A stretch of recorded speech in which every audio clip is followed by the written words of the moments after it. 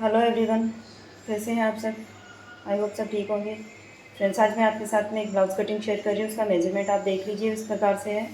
सबसे पहले हमें लेंथ ले लेनी, जितनी लेंथ हमारी तैयार है उससे 1 इंच हमें बढ़ा के लेना है। हम 14 इंच में इसको तैयार करने वाले हैं, सो हमने 1 इंच इसको बढ़ा के लिया है। 5.5 इंच का हम शोल्डर ले रहे हैं। शोल्डर आप 40 इंच तक, 5.5 इंच का 5.25 इंच तक ले सकते हैं। इसी तरीके से हमें 5.25 इंच में हमने आर्म होल का मार्किंग किया है। तो इस प्रकार से बॉक्स बनाते हुए चेस्ट की मार्किंग करेंगे तो 8.5 इंच हमारा फिटिंग मार्किंग है। उसके बाद में 2 इंच का हमने इसमें मार्जिन दिया है लूजिंग, और वेस्ट के लिए हमें 7.25 इंच समथिंग फिटिंग मार्किंग है। प्लस 1 इंच का हमें बैक पार्ट की जो टक्स करी जाती है उसके लिए एक्स्ट्रा, और जो ऊपर से हमने 2 इंच मार्जिन लिया था वही थे नीचे से मार्जिन लेना है। मार्जिन हमेशा वही लेना है जो ऊपर हमारे आर्मोल की तरफ से हम जितना लेते हैं उतना ही हमें वेस्ट की तरफ से लेना होता है। इससे क्या एकदम फिटिंग और इक्वल साइज़ में बिल्कुल अच्छे तरीके से फिटिंग के साथ में ब्लाउज़ रेडी होता है। आर्म होल के लिए हमें बैक पार्ट के लिए 1.5 इंच का मार्किंग करना है, और फ्रंट पार्ट के लिए हमें 1 इंच का रखना है। वो हम बाद में करेंगे फ्रंट पार्ट का। इस प्रकार से हमें इसको गोलाई दे देंगे हल्के हाथ से। नेक के लिए हमें सबसे पहले इसको शोल्डर देख लेना है, उसके बाद में सबसे पहले हमें इसको कटिंग करना है। और अब हमें नेक की जो विड्थ लेनी है वो 2.5 इंच रखनी है। आप यहाँ पे शोल्डर डाउन भी कर सकते हैं 1/2 इंच, अदरवाइज नहीं भी करें तो चलेगा। 10 इंच का हमने इसमें नेक की गले की चौड़ाई ली है, गले की लंबाई ली है, और 3 इंच हमने नीचे से गले की चौड़ाई ली है। ऊपर से हमने 2.5 इंच लिया था। इस तरह से हमें इसको भी कोई भी आप डिजाइन शेप दे सकते हैं, बट हम यहाँ पे गोल गला ही बना रहे हैं। देखिए गाइस, इसमें मतलब कितना राउंडिंग में बन रहा है। ये पीछे के टक्स के लिए हमने मार्किंग कर लिया है। जो फिटिंग का मार्किंग था 7.25 इंच, उसको हाफ किया है, और 4.5 इंच या 4.5 इंच, 4 इंच तक लगभग काफ़ी हो जाता है। इसको लेंथ में आपको टक्स बनने हैं, इसको यहाँ पे 1 इंच में पूरा करना होता है। इस तरीके से हमने पूरी मार्किंग कर ली है। ये हमारे बैक पार्ट की देखिए एकदम इक्वल साइज़ में कटिंग हुई है। इसी प्रकार से हमें फ्रंट पार्ट की करना है। तो फ्रंट पार्ट के लिए जो एक्स्ट्रा मार्जिन है वो हम बाद में लेंगे। पहले हमें इसको इसी बैक पार्ट को रख के ही इसी तरीके से इसको ड्राफ्ट कर लेंगे।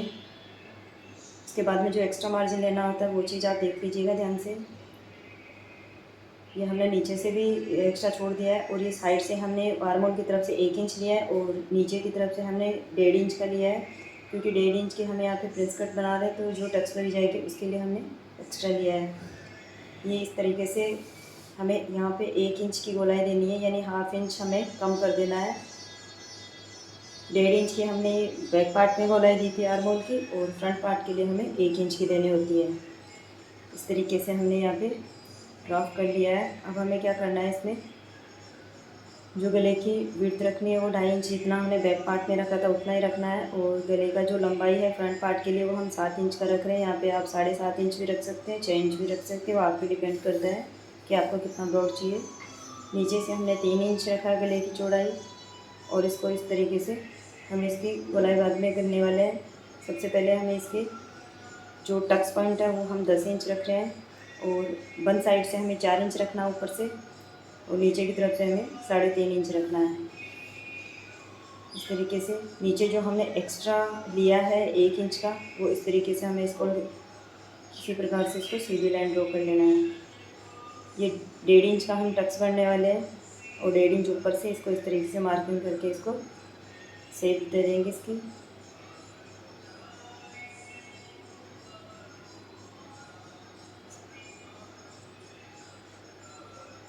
देखिए गाइस, हमने यहाँ पे इसको कटिंग कर लिया है, इसको मार्किंग करके इस तरीके से आप इसकी कटिंग कर लेंगे। ये हम फ्रंट ओपन बना रहे हैं, तो इसमें इस प्रकार से आप देखिए किस तरह से इसको सेट किया जाता है, कैसे इसको अटैच किया जाता है।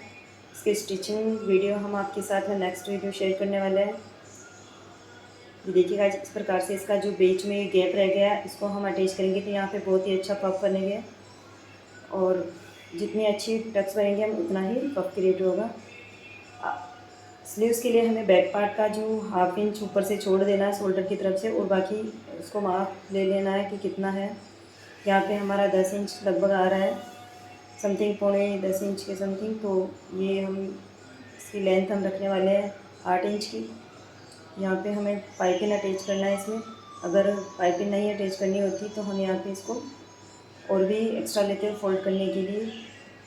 आर्म होल स्लॉप करने के लिए हमें 3 इंच का डाउन किया है यहाँ पे, और 6 इंच यानी 6.25 इंच के समथिंग हमने यहाँ पे फिटिंग मार्किंग किया है। उसको इस तरह से सेट दे देंगे और इसको नाप लीजिएगा जितना होता है इक्वल साइज़ में। ये देखिएगा ये 9.25 इंच कंप्लीट आ रहा है हमारा।